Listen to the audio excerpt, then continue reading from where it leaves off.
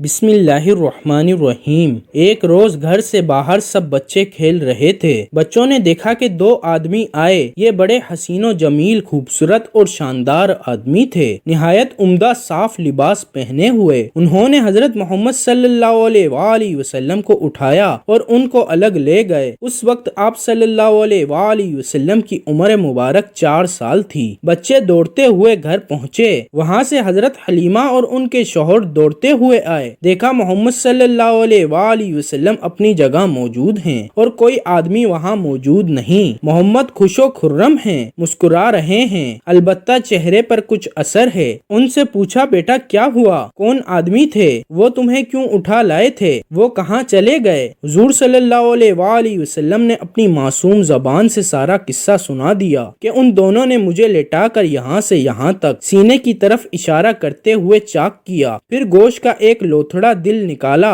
اس کو چیر کر سیاہ دانہ اس میں سے نکالا، صاف پانی ان کے پاس تھا، اس سے دھویا، پھر اس کو اپنی جگہ رکھ دیا اور ٹھیک کر کے چلے گئے۔ مجھے تکلیف کچھ نہیں ہوئی بلکہ ٹھنڈک سی معلوم ہوئی اور اب تک معلوم ہو رہی ہے۔ حضرت حلیمہ اور حضرت حارث نے حضور صلی اللہ علیہ وآلہ وسلم کو چمکارا، پیار کیا، سینے سے لگا کر گھر لے آئے۔ دوسری بار شق صدر کا واقعہ آپ کو 10 سال کی عمر میں پیش آیا۔ یہ حضرت ابو ہریرہ سے صحیح ابن حبان اور دلائل ابی نعیم وغیرہ میں مذکور ہے۔ جب دوسری مرتبہ شق صدر ہوا تو آپ خوفزدہ ہو کر جلدی سے اپنی والدہ کے پاس چلے گئے اور سارا ماجرا بیان کیا۔ آپ کی والدہ چونکہ یہ بات جانتی تھیں کہ آپ پر ضرور نبوت ہوگی، آپ کو تسلی دی اور گود میں بٹھا لیا۔ اللہ نے ایسا کر کے آپ صلی اللہ علیہ وآلہ وسلم کے قلب کو دنیاوی خواہشات سے پاک کیا اور اس کے بعد آپ ایک اللہ سے رجوع کرنے لگے اور بتوں کی پوجا کرنے کے بجائے اللہ کی عبادت کرتے، جیسا کہ ان سے قبل انبیاء نے ایک اللہ کی عبادت کا حکم دے رکھا تھا۔ آپ رات کے تیسرے پہر غار حرا میں تشریف لے جاتے اور اللہ کی یاد اور تسبیح میں مصروف رہتے، حتیٰ کہ آپ کی عمر مبارک 40 برس ہو گئی اور وہ مبارک دن آ ہی گیا جب اللہ نے آپ کو نبوت عطا فرمائی اور پہلی وحی کا نزول ہوا۔ یہ 27 رجب کی مبارک رات تھی۔ حضور رات کے تہائی حصے میں غار حرا میں عبادت میں مصروف تھے کہ اچانک جبرائیل آپ کی خدمت میں حاضر ہوئے، آپ کو سلام کیا اور پہلے کی طرح آپ کا سینہ مبارک چاک کیا، اسے آب زمزم سے 3 مرتبہ دھویا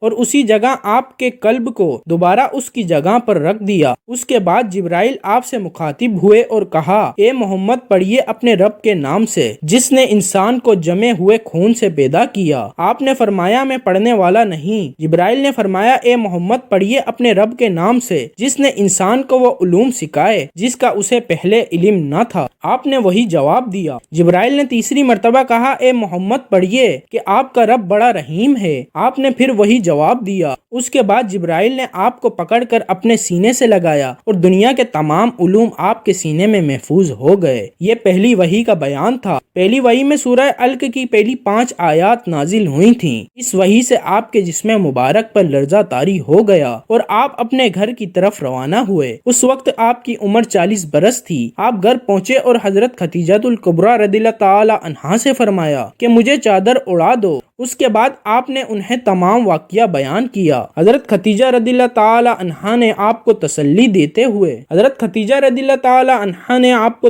دیتے ہوئے فرمایا، آپ خوف زدہ نہ ہوں، آپ ہمیشہ غریبوں اور یتیموں کی مدد کرتے ہیں، کمزوروں کا بوجھ اٹھاتے ہیں اور دوسروں پر رحم فرماتے ہیں۔ بے شک اللہ آپ کو اس حال میں تنہا نہیں چھوڑے گا۔ اس کے بعد آپ پر وحی کا سلسلہ شروع ہو گیا اور 23 سال تک جاری رہا۔ اس عرصے میں اللہ نے وحی کے ذریعے اپنے دیگر احکامات کے علاوہ قرآن پاک بھی نازل فرمایا۔ چوتھی مرتبہ آپ کے قلب مبارک کو معراج کی رات میں سفر معراج سے پہلے آب زمزم سے دھویا گیا تھا۔ دوستوں، یہ تھے شق صدر کے واقعات۔ پہلی مرتبہ شق صدر کی حکمت یہ تھی کہ حضور صلی اللہ علیہ وآلہ وسلم ان وسوسوں اور خیالات سے محفوظ رہیں جن میں بچے مبتلا ہو کر کھیل کود اور شرارتوں کی طرف مائل ہو جاتے ہیں۔ دوسری بار 10 برس کی عمر میں شق صدر ہوا تاکہ جوانی پر پر آشوبے شہوتوں کے خطرات سے آپ بے خوف ہو جائیں۔ تیسری بار غار حرا میں شک صدر ہوا اور آپ صلی اللہ علیہ وآلہ وسلم کے قلب میں نور سکینہ بھر دیا گیا تاکہ آپ وحی الہی کے عظیم و گراں بار بوجھ کو برداشت کر سکیں۔ چوتھی مرتبہ شب معراج میں آپ صلی اللہ علیہ وآلہ وسلم کا مبارک سینہ چاک کر کے نور و حکمت کے خزانوں سے معمور کیا گیا تاکہ آپ کے قلب مبارک میں اتنی وسعت اور صلاحیت پیدا ہو جائے کہ آپ دیدار الہی کی تجلیوں اور کلام ربانی کی ہیبتوں اور عظمتوں کے متحمل ہو سکیں۔ اس واقعے کا نام شرح صدر بھی ہے، شک صدر بھی۔